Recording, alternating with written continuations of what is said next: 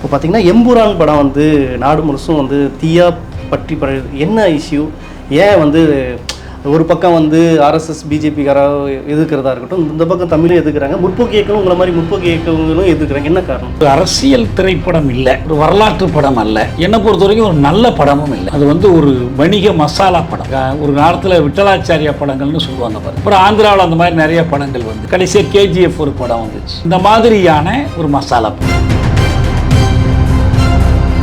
நீங்க சொல்ற மாதிரி 2 மணி நேரத்தில் எல்லாத்தையும் காட்டிட முடியுமா? இல்ல வேற ஒண்ணு காட்டுறீங்களே, நீதி பெறுவதற்கு நீங்க வேற ஒரு வழி காட்டுறீங்களே. நீங்க ஒண்ணுமே காட்டாம விட்டுட்டீங்கன்னா இது ஒரு ரியலிஸ்டிக் ஃபிலிம், யதார்த்தத்தை அப்படியே காட்டிட்டாங்க அப்படின்னு விட்டுறலாம். ஆனா நீங்க என்ன பண்றீங்கன்னா இது ஒரு தனி மனிதனுடைய சாகசமா மாத்துறீங்க. ஒரு சையதுன்னு ஒரு சிறுவன் இவ்வளவு நடக்கும்போது பார்த்துக்கிட்டு இருக்கான். அவங்க இயக்குனர் தரப்புல இருந்து இந்த மாதிரியான சமூக பிரச்சனை எடுக்கிறவங்க வணிக ரீதியாக சக்ஸஸ் ஆகணும்னா நீங்க சொல்ற மாதிரி எடுத்தா சக்ஸஸ் ஆகாது, மற்ற இயக்குனருக்கும் வர முடியாது அப்படின்ற மாதிரியான ஸ்டேட்மெண்ட் நிறைய தமிழ்நாட்டில் இருக்குன்னு அப்படி சொல்றாங்க. நான் என்ன சொல்றேன், பராசக்தி சக்சஸ் ஆகலையா, சர்வசுந்தரம் சக்சஸ் ஆகலையா, இப்ப சேது படம் வெற்றி பெறலையா? வெற்றி பெறுவதற்கு இதுக்கு சம்பந்தம் இல்லை. நீங்க வெற்றி பெறுவதற்காக எதை வேணாலும் மக்களுக்கு காட்டி வியாபாரம் பண்ணலாம்னு சொன்னா அப்ப நம்மளாம் அதை பத்தி பேச வேண்டியதே இல்லையே. பாண்டின்னு பேர் வைக்கிறது. இப்போ நம்ம பழைய படங்கள்ல நகைச்சுவை படங்களுக்கு சேட்டை காட்டி நம்பிக்கை பேசுவாங்க பாருங்க. அந்த மாதிரி தமிழர்களை இழிவா காட்டுவது ஒரு ரெகுலர்.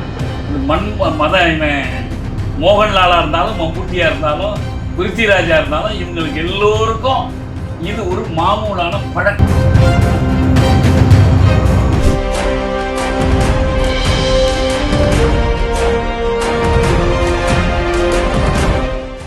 இந்த விவாத நிகழ்ச்சியில் பங்கு பெறும் விருந்தினர்களின் கருத்துக்கள் அவர்களின் சொந்த கருத்துக்களை. குளோப் 360 நேயர்களுக்கு வணக்கம். இன்று நம்மோடு இருப்பவர் தமிழ் தேசிய விடுதலை இயக்க தலைவர் தோழர் தியாக அவர்கள். வணக்கம். இப்போ பார்த்தீங்கன்னா எம்புரான் படம் வந்து நாடு முழுசும் வந்து தீயா பற்றி என்ன இஷ்யூ, ஏன் வந்து ஒரு பக்கம் வந்து ஆர்எஸ்எஸ் பிஜேபிக்காராக எதிர்க்கிறதா இருக்கட்டும், இந்த பக்கம் தமிழும் எதிர்க்கிறாங்க, முற்போக்கு இயக்கம் உங்களை மாதிரி முற்போக்கு இயக்கங்களும் எதிர்க்கிறாங்க, என்ன காரணம்? மொத்தத்தில் அது ஒரு அரசியல் திரைப்படம் இல்லை, ஒரு வரலாற்று படம் அல்ல, என்னை பொறுத்த வரைக்கும் ஒரு நல்ல படமும் இல்லை. அது வந்து ஒரு வணிக மசாலா படம். ஒரு காலத்தில் விட்டலாச்சாரியா படங்கள்னு சொல்லுவாங்க பாருங்கள். அப்புறம் ஆந்திராவில் அந்த மாதிரி நிறைய படங்கள் வந்துச்சு. இப்போ கடைசியாக கேஜிஎஃப் ஒரு படம் வந்துச்சு. அந்த மாதிரியான ஒரு மசாலா படம். கிராஃபிக்ஸ் இல்லைன்னு சொன்னால், இவ்வளோ பெரிய பொருட்செலவு இல்லைன்னு சொன்னால் இந்த படம் எடுபடாது. கதையை வைத்தோ மக்கள்கிட்ட போகிற ஆதரவை வைத்தோ அல்லது இந்த வசனத்தை வச்சு அதெல்லாம் இல்லை. இது பூராவுமே இந்த கிராஃபிக்ஸை நம்பி, பெரும் பொருட்செலவை நம்பி, அப்புறம் கதாநாயக நடிகர்கள் மோகன்லால் மாதிரி, பிருத்திவிராஜ் மாதிரி, மஞ்சு வாரியர் மாதிரி, இப்படி பிரபலமான நடிகர்களை வச்சு காசுக்காக எடுத்திருக்கிற படம். பெரிய பொருட்செலவு பண்ணி பெரிய லாபம் ஈட்டுவதற்காக எடுத்திருக்கிற படம். அதை ஒரு எடுபடும் மாதிரி செய்யறதுக்காக சில நிகழ்வுகளை, அதை கற்பனைன்னு அவங்க முதல்ல அறிவிச்சுட்டு தான் எடுக்கிறாங்க. சில வரலாற்று நிகழ்வுகளை ஒரு உணர்த்துகிற மாதிரி, மறைமுகமாக உணர்த்துகிற மாதிரி எடுத்திருக்கிறாங்க. இப்போ ஒரு உதாரணமாக இந்த 2002ஆம் ஆண்டு குஜராத்தில் இஸ்லாமியருக்கு எதிராக மோடி தலைமையிலான பாஜக, ஆர்எஸ்எஸ், அந்த சங் பரிவார் கும்பல் ஆட்சியாளர்களின் உடந்தையோடு துணையோடு நடத்திய 2000க்கும் மேற்பட்ட இஸ்லாமியர்கள், ஆண்கள், பெண்கள், குழந்தைகள் படுகொலை செய்யப்பட்டதும் அகதிகளாக துரத்தி அடிக்கப்பட்டதுமான அந்த நிகழ்வை நினைவுபடுத்துகிற மாதிரி. அதில் ஒரு குறிப்பிட்ட கொலை இந்த நரோதா பாட்டியாங்கிற இடத்துல நடந்துச்சு. இன்னும் சில அதே போல் குல்பர்கா சொசைட்டின்னு ஒரு இடத்துல நடந்த ஒரு கொலை கர்நாடகாவில். இல்லை குல்பர்கா சொசைட்டின்னு குஜராத்தில் அகமதாபாத்தில் இருக்கிற ஒரு இடம், அவங்களுடைய குடியிருப்பு. அங்கே முஸ்லீம்கள் அதிகமாக இருக்கிறாங்க. இஷான் ஜாஃப்ரின்னு காங்கிரஸ் எம்பி அங்கே இருந்தார். இந்த கும்பல் பூந்து தாக்குது, வெளியில எல்லாம் எரியுது, கும்பல் ஆயுதங்களோடு சூழ்ந்து இருக்கிறாங்க ஆயிரக்கணக்கில். அப்போ இஷான் ஜாஃப்ரி என்ன பண்ணுறாருன்னா, ஒரு நாடாளுமன்ற உறுப்பினர், நமக்கு எதுவும் ஆயிடாதுன்னு அவருக்கு ஒரு துணிச்சல் இருந்துச்சு. அவர் முதலமைச்சருக்கு தொலைபேசியில் கூப்பிடுறார். இந்த மாதிரி பெரிய வன்முறை வெடிச்சிருக்கு, மக்கள்லாம் பயப்படுறாங்க, நான் நடுவில் இருக்கிற வீட்டுக்குள்ளே இருக்கிறேன் அப்படின்னு. அவர் துணைவியாரும் உள்ளே இருக்காங்க. ஃபோன் எடுக்கலை. முதலமைச்சர் தரப்பில் யாரும் தொலைபேசி எடுத்து பேசலை. சரி, நான் போய் சொல்கிறேன் அவங்கள்ட்ட என்று வீட்டை விட்டு வெளியில் வர்றார். வெளியில் வந்து அந்த கூடியிருந்தவர்கள்ட்ட அவர் சொல்கிறார். அவங்க அவரை வெட்டி உயிரோடு எரிச்சிட்டார். அவரை மட்டும் இல்லை, அவரோட சேர்த்து 26 பேர் எரிக்கப்பட்டாங்க. அத்தனை பேரும் முஸ்லீம் பெண்கள், குழந்தைகள், கர்ப்பிணி பெண்கள் உட்பட யார் யார் இருந்தாங்களோ. ஏன்னா ஆண்கள் சில நேரத்துக்கு தப்பிச்சு ஓட முடியும், இவங்கெல்லாம் சுலபமாக மாட்டிக்கிட்டு இருந்தாங்க. இன்னொன்று நரோஜா பாட்டியா, அதுவும் குஜராத்தில் அகமதாபாத்தில் தான். அதில் ஒரு 76 பேர் கொல்லப்பட்டாங்க, 97 பேர் கொல்லப்பட்டாங்க. அதில் 36 பேர் பெண்கள், 26 பேர் ஆண்கள், 35 பேர் குழந்தைகள். இது போன்ற நிகழ்வுகள் நடந்தது எல்லாருக்கும் தெரியும். இது வழக்காகவும் நடத்தப்பட்டிருக்கு. இதில் ஒரு சில வழக்குகளில் தண்டனை வாங்கி கொடுத்துருக்குறாங்க. அதில் குறிப்பாக அந்த வழக்கில் தான் சிபிஐயினுடைய ஸ்பெஷல் இன்வெஸ்டிகேஷன் டீம், சிறப்பு புலனாய்வு குழு உச்சநீதிமன்ற உத்தரவின்படி விசாரணை பண்ணிச்சு. அந்த வழக்கில் இந்த பாபு பஜ்ரங்கி, அவர் பேர் பாபுலால் பட்டேல், அவர் தான் அந்த குஜராத் மாநில பஜ்ரங் தளத்தினுடைய தலைவர். அது ஆர்எஸ்எஸ் பரிவாரில் அது ஒரு அமைப்பு. அதோடு சேர்த்து மோடி அரசாங்கத்தில் அமைச்சராக இருந்த மாயா கோட்னானின்னு ஒரு அம்மையார், இவங்க 2 பேருக்கும் இன்னும் மற்றவங்களுக்கும் சேர்த்து வாழ்நாள் சிறை தண்டனை, ஆயுள் தண்டனை கொடுத்தாங்க. கொடுத்த போது இந்த சிபிஐ ஸ்பெஷல் இன்வெஸ்டிகேஷன் டீம் என்ன பண்ணாங்கன்னா, உச்சநீதிமன்றத்திற்கு மேல்முறையீடு பண்ணாங்க. இவங்க செய்த குற்றத்துக்கு ஆயுள் தண்டனை பத்தாது, அவ்வளோ கொடிய படுகொலைகள் கூட்டம் கூட்டமாக கொண்டு இருக்காங்க. எனவே இவர்களுக்கு தூக்கு தண்டனை கொடுக்க வேண்டும் என்று உச்சநீதிமன்றத்தில் மேல்முறையீடு பண்ணாங்க.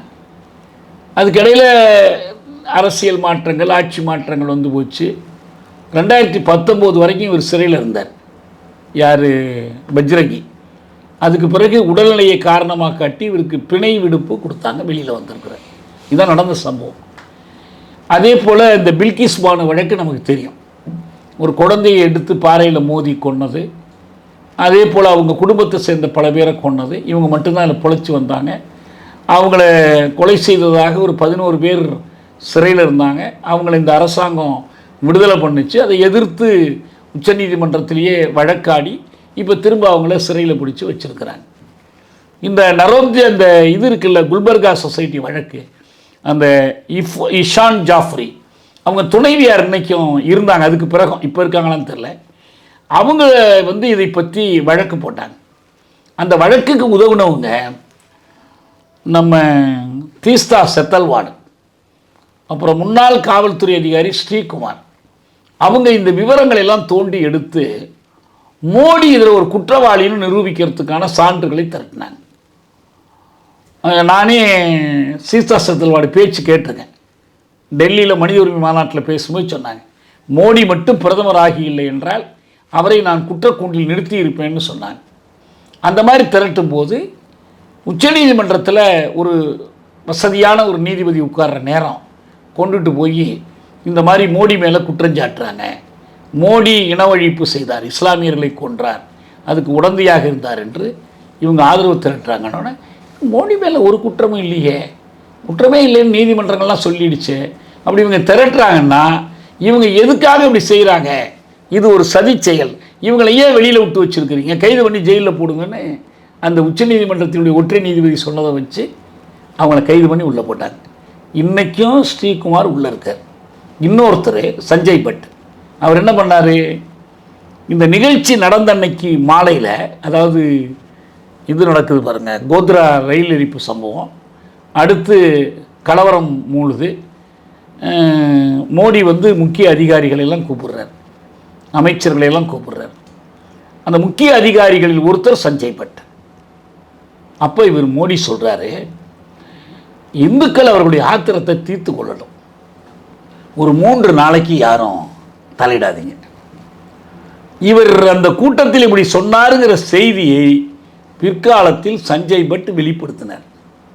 இதுக்காக என்ன பண்ணாங்க, பண்ணி ஜெயிலில் வச்சு சஞ்சய் பட்டை ஒரு பழைய வழக்கை காட்டி அவருக்கு தண்டனை. இன்றைக்கும் அவர் ஜெயிலில் இருக்கார். சஞ்சய் பட் உள்ளே இருக்கிறார், ஸ்ரீகுமார் உள்ளே இருக்கிறாரு, தீஸ்தா பிணை விடுதலையில் வெளியில் வந்திருக்காங்க. நான் அண்மையில் அவங்கள இதில் பார்த்தேன், கர்நாடகத்தில் பார்த்தேன், தேர்தல் பரப்புரையின் போது பார்த்தேன், வெளியில் வந்திருக்கிறாங்க. இதுதான் நிலவரம். இதை தவிர நிறைய வழக்குகளில் இது செல்லுபடியாகலை, பல வழக்குகளில் விடுதலை ஆகிட்டாங்க. உள்ளே இருந்தவங்கள அந்த அரசாங்கம் வெளியே விட்டுடுச்சு பல காரணங்களை சொல்லி. இப்போ இந்த நிகழ்வுகள் பரவலாக தெரிந்த நிகழ்வு. இன்னொன்று, மோடி கொஸ்டின் என்று சொல்லி மோடி வினா பிபிசி ஆவணப்படம் தயாரிச்சிச்சு. 2 பகுதிகளாக வந்திருக்கு. அதில் இந்த ஆதாரங்களை பூரா திரட்டி கொடுத்துருக்காங்க. 2008 தெஹல்கா ஸ்டிங் ஆப்ரேஷன் பண்ணி ஒரு நிருபர் வந்து தன்னுடைய உடலில் மறைச்சி கேமராவோட போய் இவங்கள்ட்டையெல்லாம் ஆதரவாக பேசுகிற மாதிரி பேசி, ஆமாம் நாங்கள் இவ்வளோ பேரை கொன்னோம், நாங்கள் தான் இப்படி செஞ்சோம் கொண்டோன்னு அவங்கள்ட்டேருந்து வாக்குமூலம் வாங்கி அதை வெளியிட்டாங்க தெஹல்கா ஏட்டில். நான் கூட அப்போ எங்கள் ஏட்டில் நான் அந்த தெஹல்கா வச்சு அடிப்படையாக வச்சு கொலை முதல்வன் குஜராத் மோடியை தலை செய்கன்னு சொல்லி நான் ஒரு கட்டுரையை எழுதியிருந்தேன். இவ்வளோ விவரங்கள் நாடெங்கும் தெரிந்த தகவல்கள்ங்கிறதுனால அந்த ஒரு நிகழ்ச்சி இதை ஒரு படமாக எடுக்கும்போது இது அதைத்தான் குறிக்குதுன்னு மக்கள் கருதி கொள்கிறாங்க. சராசரியாக பொழுதுபோக்கான ஒரு படம் தான் சொல்கிறீங்க, மொத்தம் எதுக்குறீங்க? பொழுதுபோக்கான படத்திற்கு நம்பகத்தன்மை தேடுவதற்கு இந்த காட்சிகளை அமைக்கிறாங்க. நான் ஒன்று சொல்கிறேன் பாருங்க, எவ்வளவு யதார்த்தமாக நீங்கள் காட்சிகளை அமைப்பதனாலேயே அந்த படத்தோட தரம் உயர்ந்துறாது. அது ஒரு தொழில்நுட்ப திறன்.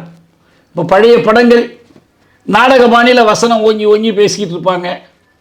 ஏன்னா அப்போ இருக்கிற தொழில்நுட்பம் அவ்வளவுதான். அந்த தொழில்நுட்பத்தில் நீங்கள் ஒன்றும் செய்ய முடியாது. நல்ல பளிச்சுன்னு லைட்டு போட்டால் தான் மக்களுக்கு கண்ணில் தெரியும். அந்த கருப்பு வெள்ளை படங்களில் பளிச்சுன்னு போட்டாகணும். பேசுகிற வசனத்தை சத்தமாக பேசியாகணும், நிறுத்தி பேசியாகணும். இப்போ நீங்கள் பின்னால் பாருங்கள், இருட்டே ஒரு ஒளிப்பதிவாகிடுச்சு. இருட்டிலே படம் பிடிப்பாங்க, மெதுவாக பேசுவாங்க, வசனமே அதிகம் இருக்காது. ஏன்னா தொழில்நுட்பம் வளர்ந்துருச்சு. இப்போ அதனால் எடுக்கிறதுனால இல்லை. இங்கே என்ன கேள்வின்னா, இவ்வளவையும் காட்டினவங்க அதற்கான நீதி பெறுவதற்கான வழியை காட்டுறாங்களா அந்த படத்துலனா? இல்லை. ஒரு மணி நேரம் நீங்கள் சொல்கிற மாதிரி 2 மணி நேரத்தில் எல்லாத்தையும் காட்டிட முடியுமா அப்படின்ற மாதிரி கேள்வி. இல்லை வேற ஒன்று காட்டுறீங்களே, நீதி பெறுவதற்கு நீங்கள் வேற ஒரு வழி காட்டுறீங்களே. நான் சொல்கிறது என்னென்னா, நீங்கள் ஒன்றுமே காட்டாமல் விட்டுட்டீங்கன்னா சரி, இது ஒரு ரியலிஸ்டிக் ஃபிலிம், யதார்த்தத்தை அப்படியே காட்டிட்டாங்க அப்படின்னு விட்டுடலாம். ஆனால் நீங்கள் என்ன பண்ணுறீங்கன்னா, இதை ஒரு தனி மனிதனுடைய சாகசமாக மாற்றுறீங்க. ஒரு சையதுன்னு ஒரு சிறுவன் இவ்வளவும் நடக்கும்போது பார்த்துக்கிட்டு இருக்கிறான். இப்போ நம்ம பழைய படங்களில் வரும், அவன் வயசாகி ஏதோ இடத்துல திருப்பி வரப்போ. இல்லை, அவங்க இயக்குனர் தரப்புலேருந்து இந்த மாதிரியான சமூக பிரச்சனை எடுக்கிறவங்க வணிக ரீதியாக சக்ஸஸ் ஆகணும்னா நீங்கள் சொல்கிற மாதிரி எடுத்தால் சக்ஸஸ் ஆகாது, மற்ற இயக்குனர்களும் வர முடியாது அப்படின்ற மாதிரியான ஸ்டேட்மெண்ட் நிறைய தமிழ்நாட்டில் இருக்குல்ல, அப்படி சொல்கிறாங்க. நான் என்ன சொல்கிறேன், பராசக்தி சக்ஸஸ் ஆகலையா, சர்வசுந்தரம் சக்ஸஸ் ஆகலையா, இப்போ சேது படம் வெற்றி பெறலையா? வெற்றி பெறுவதற்கு இதுக்கு சம்மந்தம் இல்லை. நீங்கள் வெற்றி பெறுவதற்காக எதை வேணாலும் மக்களுக்கு காட்டி வியாபாரம் பண்ணலான்னு சொன்னால் அப்போ நம்மளாம் அதை பற்றி பேச வேண்டியதே இல்லையே. நீங்கள் வெற்றி பெறணுங்கிறதுனுடைய பொருளே என்ன, நிறைய வசூல் பண்ணி குவிக்கணுங்கிறது தானே. சமூகத்துக்கு நன்மை செய்கிறதெல்லாம் இல்லையே. சமூகத்துக்கு என்ன நன்மை செய்ய போகிறீங்க? ஒரு மதவாத கட்சி கேரளத்திற்குள் வந்து செல்வாக்கு பெற்றுவிடும், அதை தடுப்பதற்காக போராடுறாரு அந்த கதாநாயகன் அப்படின்னு சொன்னால், இவர் என்ன பண்ணுறாரு, எங்கேயோ இதெல்லாம் விட்டுட்டு ஆப்பிரிக்கா போயிடுறாரு. ஏன்னா காட்சி அமைப்பு அங்கெல்லாம் போய் எடுக்க வேண்டியிருக்கு. ஒரு பாலைவனம், வண்டிகள் ஓடுறது கொள்வது, பேன் இண்டியா படம்ன்ற மாதிரி. ஆமாம், அந்த தோற்றத்தை கொடுக்கணும். அங்கே போய் ஒரு தாதா மாதிரி ஒருத்தன் வர்றான், அவனோட இவர்கிட்ட பேரம் பேசுகிறான். சரி, பேரம் பேசுகிற மாதிரி பேசி அவனை ஒழிச்சு கட்டிட்டு இவர் எல்லாரும் ஒழிஞ்சு போயிட்டார், வெடி வெடிச்சதில் செத்து போயிட்டாருன்னு எல்லாம் நினச்சிக்கிட்டு இருக்கும்போது இவர் திரும்ப இன்னொரு இடத்துல காட்சி அளிக்க, கதாநாயகன் செத்துட்டாருன்னா அப்புறம் படம் எப்படி போகணும்? இன்னொரு இடத்துல அவர் காட்சி அளிக்கிறாரு. இங்கே அவர் ஏற்கனவே அந்த லூசிஃபர் 1 வந்து ஒருத்தரை உட்கார வச்சிருக்கிறாரு, அரசியலுக்கு கொண்டுட்டு வந்து ஒரு மகனை உட்கார வச்சிருக்கிறாரு. அவன் இடையில ஊழல் பேர் வழியாக மாறிட்டான். இந்த ஊழலுக்காக அவன் என்ன பண்ணுறான், அந்த ஒரு மதவாத கட்சியோட, கேரளத்தினுடைய அரசியல் சமூக சூழலை சீரழிக்கக்கூடிய ஒரு கட்சியோடு அவன் உறவு கொள்கிறான். அவனை வந்து எதிர்த்து அவனை வீழ்த்துவதற்கு இவர் அந்த தங்கையை, அவனுடைய தங்கை இன்னொரு பொண்ணு இருக்குது, அவளை ரெடி பண்ணுறாரு. அதுக்கு மக்கள்கிட்ட செல்வாக்கு தேடுறாங்க. ஆனால் எல்லாமே எப்படி சாதிக்கிறாருன்னா சாகச செயல்கள் தான். உயரத்துலேருந்து குதிக்கிறதுலேருந்து, துப்பாக்கி ஏந்தி சண்டை போடுறதுலேருந்து இதான். இது வந்து மக்கள்கிட்ட போய் ஆதரவு திரட்டுவது, இந்த தேர்தலில் அவனை தோக்குடிங்கன்னு கேட்குறது, அந்த மாதிரியெல்லாம் இல்லை. இதில் இது முழுக்க வந்து சாகசங்களை நம்பி, இது மதவாதத்தை எதுக்கிறதுக்கு சாகசம் இல்லை வழி. ஆனால் மதவாதத்தை எதுக்கு சாகச வழினாலையும் ஒரு பக்கம் பிஜேபி RSS இருக்கிறவங்கள இதை எதுக்குறாங்கல்ல, அதான் முக்கியம். நீங்கள் என்ன பண்ணலாங்கன்னா, முதல் கட்டம் அந்த ராஜீவ் சந்திரசேகர்னு கேரளாவினுடைய பிஜேபி தலைவர், இந்த இவர் இருக்கிறாரு சசி தரூரை எதிர்த்து நின்று தோற்று போனவர். அவர் சொன்னார், ஒரு திரைப்படம் எடுக்கிறவங்க எப்படி வேணாலும் எடுக்கலாம், பார்க்க விரும்புகிறவங்க பார்க்கலாம், திரைப்படம் எனக்கு அது மாதிரி தான் நான் பார்க்குறேன் அப்படி தான் சொன்னார். இதுதான் ஃபஸ்ட்டு ரியாக்ஷன். ஆனால் இந்த சமூக ஊடகங்களில் இவங்க தீவிரமாக இயங்குறாங்க, ஆர்எஸ்எஸ் குரூப். அவங்கெல்லாம் என்ன பண்ண ஆரம்பித்தாங்க, ஏய் நீ என்ன படம் எடுத்து ஒட்டி ஜெயிச்சலாம்னு நினைக்கிறியா, வீட்டுக்கு ரெய்டு வரும், என்எஸ்சியில் உன்னை பிடிச்சி உள்ளே போட்டுருவோம் அப்படின்னு மிரட்டல். மோகன்லால் நீ என்ன கருப்பு பணம் வாங்காதவனா, உனக்கு வேறு ஐடி ரைடு வரும், பிருத்திவிராஜ் உன்னை அந்த காலத்துலேருந்து பார்க்குறோம், நீ எப்போ பார்த்தாலும் எங்களுக்கு எதிராக பேசுகிற, எங்களுக்குன்னு சொல்ல மாட்டாங்க, இந்துக்களுக்கு எதிராக, ஏன்னா இவங்களை தவிர வேறு யாரும் இந்துக்களில் பாருங்கள், இந்துக்களுக்கு எதிராக பேசுகிற, எனவே உனக்கு வந்து ஈடி வரும், இந்த மாதிரி மிரட்டல்களை ஆரம்பித்தாங்க. இதை கூட அற்போன்னு தள்ளி விட்டுறலாம், ஏன்னா சென்சாரில் வந்துடுச்சு, முடிஞ்சு போய் தாண்டி வந்துடுச்சு. அதை விட முக்கியம், நிறைய பேர் படத்தை பார்க்குறாங்க, வணிக ரீதியாக பெரும் வெற்றி, பெரிய வெற்றி, பல கோடிகள் வந்துடுச்சு. இவங்க வந்து வாயை பற்றிட்டு இருக்கலாம், ஆனால் எதுக்கு பயப்படுறாங்க, இதெல்லாம் இவங்களை பகைச்சி ஆர்எஸ்எஸ் ஆர்கனைசரில் எழுதிடுறான், இது படம் விஷத்தை விதைக்கிறது. இந்த பிருத்திவிராஜ் எப்பயுமே அப்படி தான், அவர் குடியுரிமை திருத்த சட்டத்தை எதிர்த்து டெல்லியில் பல்கலைக்கழகத்தில் ஜமியா மிலியா போராட்டத்தை ஆதரித்தவர். லட்சத்தீவு இருக்குது, அந்த லட்சத்தீவு தொடர்பான ஒரு பிரச்சனையில் அவர் நமக்கு எதிராக நின்றார். ஏன்னா அது பெரும்பான்மை முஸ்லீம்கள் இருக்கக்கூடிய ஒரு யூனியன் டெரிட்டரி. அது அந்த பிரச்சனையில் வந்து இவங்க ஒரு அந்த முறையாக தேர்தல் மற்றதெல்லாம் இல்லாமல் இவங்க ஒரு ஆளை நியமித்து, ஒரு இந்த காஷ்மீருக்குன்னு ஒரு சில ஒருத்தனை வச்சுருப்பாங்க பாருங்க, அந்த மாதிரி இவனை ஒருத்தர் நியமித்து அடக்கி ஒடுக்கிறதுக்கு பார்த்தா, அதுக்கு எதிர்ப்பு வந்துச்சு. அதில் இவர் வந்து அந்த மக்கள் பக்கம் நின்றவர் இந்த பிருத்திவிராஜ். இதெல்லாம் காரணம் சொல்லி இப்போ நீ வந்து இப்படி ஒரு படம் எடுத்திருக்கிற என்று ஆர்எஸ்எஸ் எழுதின பிறகு தான் இவங்க எல்லா ட்ரெண்டும் மாறினுச்சு. ஆர்எஸ்எஸ் இவங்கெல்லாம் பிஜேபி எல்லாம் எதிர்ப்பு தெரிவிக்க ஆரம்பித்தாங்க. அந்த எதிர்ப்பு தெரிவிக்கிறதுக்கு இவங்க பயப்படுறதே ஒன்றும் இல்லை. இந்த படத்தில் அந்த மாதிரி எதுவுமே இல்லை. ஒன்று தணிக்கை முடிஞ்சிடுச்சு, 2 வெற்றிகரமாக ஓடிக்கிட்டு இருக்கு. ஆனால் இவங்க பயந்துக்கிட்டு, குறிப்பாக மோகன்லால், பிருத்திவிராஜ் எதுவுமே மறுப்போ வருத்தமோ தெரிவிக்கலை. அந்த தயாரிப்பாளரும் மோகன்லாலும் தான் படம் ஓடுறதுக்கும் எதுவும் தடை பண்ண முடியாது. யார் போய் கலடா பண்ணியா தடுத்துட முடியும்? ஏன்னா ஆதரவு உழவு இருக்குது, முறையாக சட்டப்படி பாதுகாப்பு இருக்குது, அப்புறம் எதுக்கு போய் பேசணும்? ஆனால் இவங்களாம் என்ன பண்ணுறாங்கன்னா, எனக்கு ரொம்ப அன்புக்குரிய நண்பர்கள் தான் ரொம்ப முக்கியம், அவர்கள் வருந்தும்படி எதுவும் இருந்துச்சுன்னா அது எங்களுடைய நோக்கம் இல்லை, நாங்கள் அந்த இடங்களை எடுத்துடுறோம். அதாவது செல்ஃப் சென்சார், தானே சென்சார் பண்ணிக்கிறாங்க. 17 இடம்னாங்க, அப்புறம் 24 இடம்னாங்க. சில வசனங்களை மியூட் பண்ணுறாங்க. அந்த அவனுடைய பேர் பாபு பஜ்ரங்கி பேரை வந்து பெல்தேவான்னு பேரை மாற்றுறாங்க.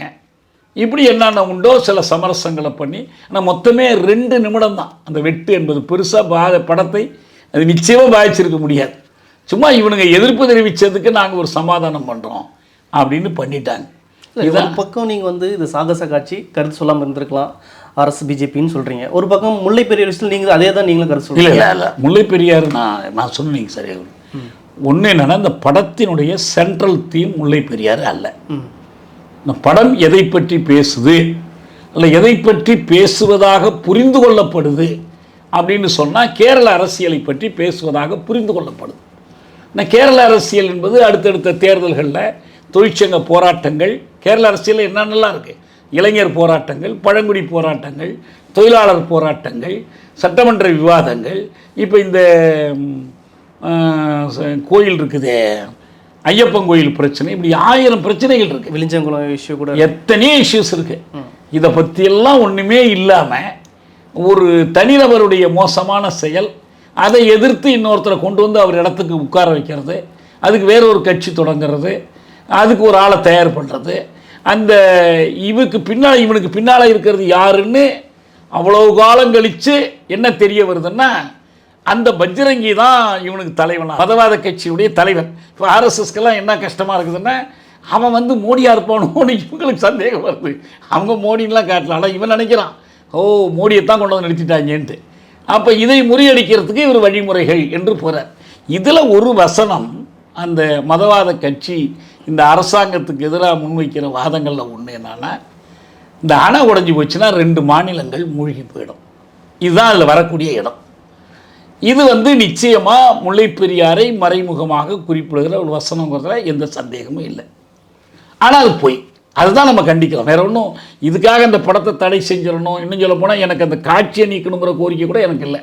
ஒரு கலைஞனுடைய படைப்பை நாம் எந்த விதத்திலும் அவனுடைய உரிமையில குறிக்கிடக்கூடாதுங்கிறத என்னுடைய கருத்து. ஒரு படத்தையும் தடை செய்வதை நான் ஆதரிக்க மாட்டேன், எவ்வளோ மோசமான படம் உட்பட.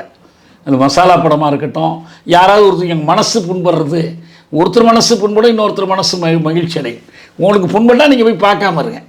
இல்லை ஒரு படம் மக்கள் விரோதமான ஒரு செய்தியை பரப்புதுன்னா மக்கள்கிட்ட இயக்கம் நடத்தி அந்த படத்தை புறக்கணிக்கலாம்.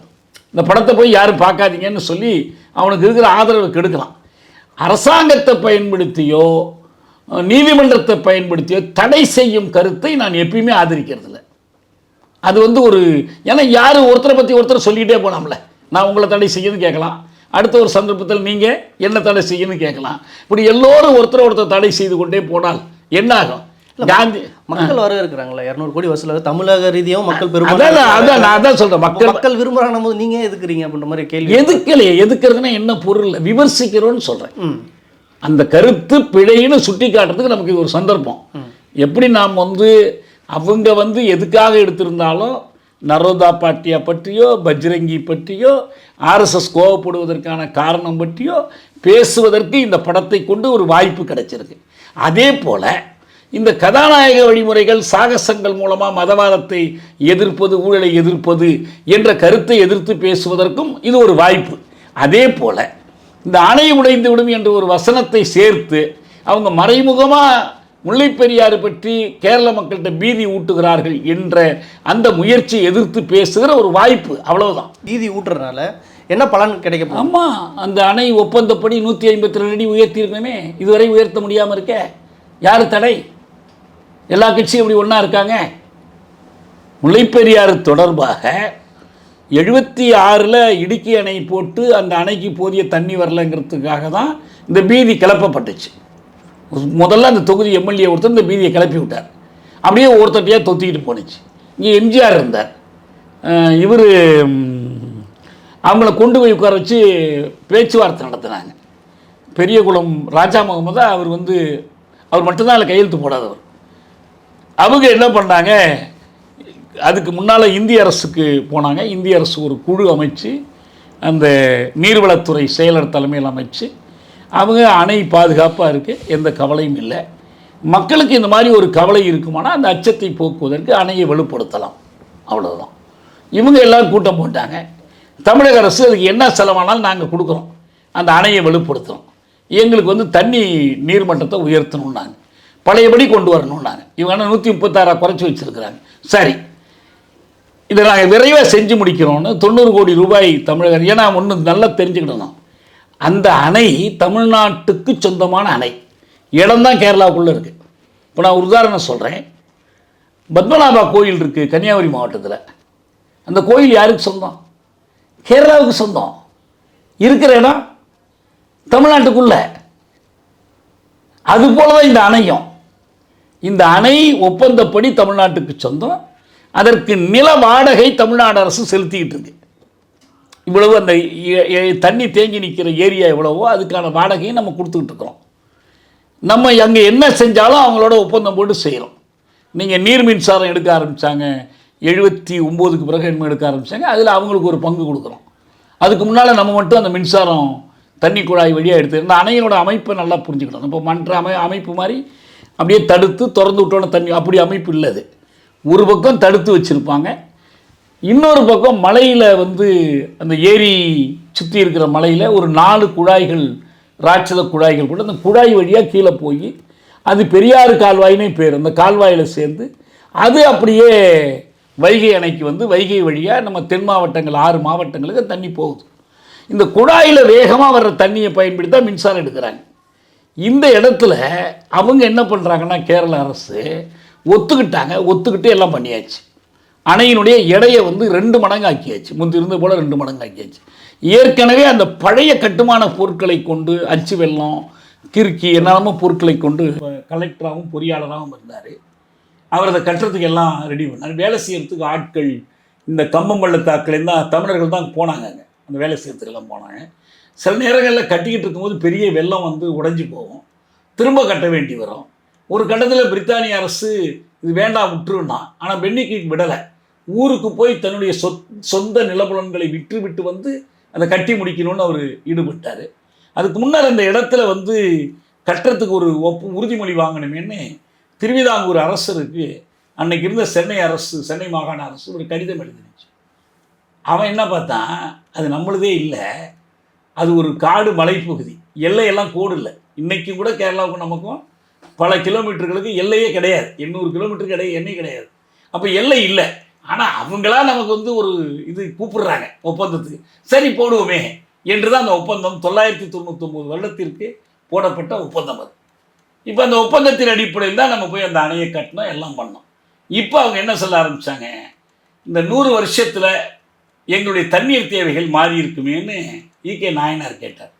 நான் அதுக்கு பதில் சொன்னேன், கேரளத்தின் தண்ணீர் தேவைகள் மாறியது போல் தமிழ்நாட்டின் தண்ணீர் தேவைகளும் மாறி இருக்கு. ஏன்னா மக்கள் தொகை அதிகரிச்சிருச்சு, கூடுதலாக தண்ணி வேணும். பாசனப்பரப்பு ஆயக்கட்டை விரிவுபடுத்தும் போது தண்ணி கூடுதலாக வேணும். எங்களுக்கும் அதே மாதிரி தான். மதுரையில் இன்னும் கூடுதலான மக்கள் தொகை வந்துருச்சு. இன்னும் தென் மாவட்டங்களில் குடிநீருக்கு இந்த தண்ணியை கொண்டு போக வேண்டியது. அதனால் நம்ம தேவை இருக்குங்கிறதுனால இன்னொருத்தருக்கு சொந்தமானதை நம்ம எடுத்துக்க முடியாது. அது கொடுத்தது தான். அவங்களுக்கு 136 அடி குறைவாக நிறுத்தினா அந்த பக்கம் தண்ணி அவங்களுக்கு போகும். இவங்களுக்கு ஏன் அந்த தண்ணி எதுக்கு தேவைப்பட்டுச்சு, அங்கே இது கிடையாது, வயல் நீர்ப்பாசனம்லாம் இல்லை. இடுக்கியில் ஒரு மின் திட்டத்துக்கான அணை, அந்த அணையில் மின்சார உற்பத்தி பண்ணுறாங்க. இதற்கு போதிய தண்ணி போகணும். ஆசையை அளவாக கொண்டு கட்டப்பட்ட அணை, ஏன்னா மிக உயரமான அணை, 800 அடியே என்னவா. இப்போ நான் சொல்லிட்டு இருக்கிற அணையெல்லாம் வந்து 150 160 அடி, ஆனால் அது வந்து 800 அடி உயரமுள்ள அணை. தண்ணி போகலை. இந்த இடுக்கிக்கு தண்ணி கொண்டு போகிறதுக்காகத்தான் இவங்க இந்த ஒன்று அணையை உடைச்சிடணும், இல்லை அணையிலிருந்து தமிழ்நாட்டுக்கு கிடைக்கிற பயனை தடுத்து நிறுத்தி கேரளத்திற்கே முழு தண்ணீரையும் கொண்டு போகணுங்கிறதா அவங்க நோக்கம். இது செல்லுபடியாகலை. 2006 வந்து உச்சநீதிமன்றம் உத்தரவு கொடுத்துச்சு. இந்த உத்தரவு கொடுக்குற நேரம் இங்கே ஒரு ஆட்சி மாற்றம் வருது. ஆனால் இந்த 2 ஆட்சிகளுமே உச்சநீதிமன்ற உத்தரவை பயன்படுத்தி கொள்ள மறுத்துட்டாங்க. நாங்கள்லாம் நேரில் போனோம், அந்த தீர்ப்பு வந்த புதுசில் போனோம். அங்கே எங்களுக்கு விளக்கி காட்டினாங்க என்னென்னலாம் செஞ்சுருக்குறோன்னு. ஏன் அப்படின்னா தண்ணியை திறந்து சட்டம் நம்ம கையில் தானே இருக்குது, உயர்த்த வேண்டி தானே, உயர்த்த தண்ணி போகுமே, விவசாயிகள் கேட்குறாங்களே அப்படின்னு கேட்கும்போது, இல்லைப்பா பிரச்சனை வந்துடும், மாநில அரசு ஒன்றும் செஞ்சிடாதீங்கன்னு சொல்லிட்டாங்க, மாநிலங்களுக்கு இடையில் விரோதம் வந்துடக்கூடாது அப்படிலாம் சமாதானம் சொன்னாங்க. 2 பேருமே, ஜெயலலிதா அரசாங்கம் கலைஞர் அரசாங்கம் 2மே. அப்போ துரைமுருகனே சொல்கிறார், நீங்கள் ஒன்றும் தண்ணியெல்லாம் தேய்க்கிடாதீங்கப்பா, உத்தரவு வந்துருச்சுன்னா நினைக்காதீங்க, இன்னும் பேச்சுவார்த்தை நடத்த வேண்டியிருக்குன்னு சொல்லி பொறியாளர்கள் சொல்கிறாங்க. இல்லை இப்போ தண்ணி எடுத்துடலாங்கிறாங்க, கொடுக்க மாட்டேங்கிறாங்க. அப்படி நடந்துச்சு போகிறாங்க. அப்போ வந்து வல்லுநர் குழு, அதுக்கு பிறகு 2014 ஒரு நீதிபதிகளை கொண்ட குழு, நீதிபதி ஆனந்த் தலைமையில், அந்த குழுவில் இடம்பெற்ற கேரளாவைச் சேர்ந்த KT தாமஸ், ராஜீவ் கொலை வழக்கில் அந்த ஆய தலைவராக இருந்தவர், அவர் கேரள அரசின் நிலைப்பாட்டை ஆதரிக்க மறுத்துட்டார். மறுத்து அவர் ஒரு புத்தகமே எழுதியிருக்கிறார், Mullai Periyar dam yesterday today and டுமாரோன்னு அந்த புத்தகத்தோட பேர். இந்த புத்தகத்தினுடைய தமிழாக்கத்துக்கு என்னிடம் அணிந்துரை கேட்டாங்க, நான் அணிந்துரை எழுதியிருக்கேன். அவர் சொன்னார், இந்த அணை உடையறதுக்கு வாய்ப்பே இல்லை, வீணாக போய் புரளி கிளப்பாதீங்க அப்படின்னு சொன்னார். மக்கள் அச்சப்படுறாங்கன்னா புது அணை கட்டினா அதை கேளுங்க, இது உடைக்கணும் இது நிற்காதுன்னு சொல்லி கேட்கக்கூடாதுன்னு சொல்லி எழுதுனேன். அப்போ இவ்வளவு ஆதாரங்கள் இருக்கும்போது டேம்னு ஒரு படம் எடுத்தாங்க, கிராஃபிக்ஸை வச்சு அணை உடைஞ்சி எல்லாம். உண்மையில் மூழ்கவே மூழ்காதுங்க, உண்மையிலேயே அணை உடைந்தாலும். ஏன்னா இவங்க எந்த மாவட்டங்கள் மூழ்கும்னு சொல்கிறாங்களோ அந்த மாவட்டங்கள் இந்த அணையினுடைய நீர்மட்டத்தை காட்டிலும் 500 அடி 1000 அடி உயரத்தில் இருக்கிற மாவட்டங்கள். இது அணை உடைந்தால் இந்த தண்ணி பூரா என்ன ஆகும்னா நேராக இடுக்கி அணைக்கு போய் அரபிக்கடலில் போய் கலந்தும். எந்த மாவட்டம் மூழ்காது. எது இந்த தண்ணியை உரிய உயரத்துக்கு நிறுத்துறதுக்கு ஏன் எதிர்ப்பு தெரிவிக்கிறாங்கன்னா, இந்த நீர்மட்டத்தை குறைத்து, அணையினுடைய நீர்மட்டத்தை குறைத்ததன் மூலம் லேண்ட் ஏரியா விடுவிக்கப்படுது பாருங்க, புதுசாக பகுதி. இந்த பகுதிகளில் பூரா வீடு கட்டிட்டாங்க. இந்த சினிமாவுக்கு அரங்க அங்கெல்லாம் போய் கெஸ்ட் ஹவுஸ் கட்டி வச்சிருக்கிறாங்க. இந்த இடங்களை இழக்கக்கூடாதுன்னு நினைக்கிறாங்க. அவங்களுக்கு அவங்க ஆக்கிரமித்து இருக்கிற நிலப்பகுதிகளை விட்டு வெளியேறாமல் இருக்கிறதுக்கு தான் இந்த பொய்யை பரப்புகிறாங்க. இந்த பொய்யை பரப்புறதுக்காக என்ன பண்ணுறாங்கன்னா, இந்த கேரளாவில் ஒரு ஒரு உரையாடலாக ஒரு கதையாக இதை மாற்றிட்டாங்க, ஊமை கதையாக மாற்றிட்டாங்க. ஒரு உதாரணம் சொல்ல பாருங்க. ஒரு திரைப்படத்தில் ஒரு வசனம் வரும். அந்த கதாநாயகன் கதாநாயகியை பார்த்து சொல்லுவான், என்ன முல்லை பெரியார் அணை மாதிரி நான் உறுதி இல்லாமல் இருப்பேன்னு நினைக்கிறியா? இல்லை நான் ரொம்ப உறுதியானவன். உன் உறுதியில் எப்படியா நம்ப முடியும்? அந்த அணை எப்போ வேணாலும் உடையலாம், நீ எப்போ வேணாலும் விட்டுட்டு போயிடுவேன். இந்த மாதிரி வசனங்கள் தமிழர்களை இழிவாக காட்டுறது.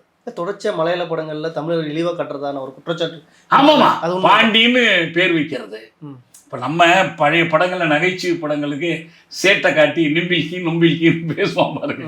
அந்த மாதிரி தமிழர்களை இழிவாக காட்டுவது ஒரு ரெகுலர்.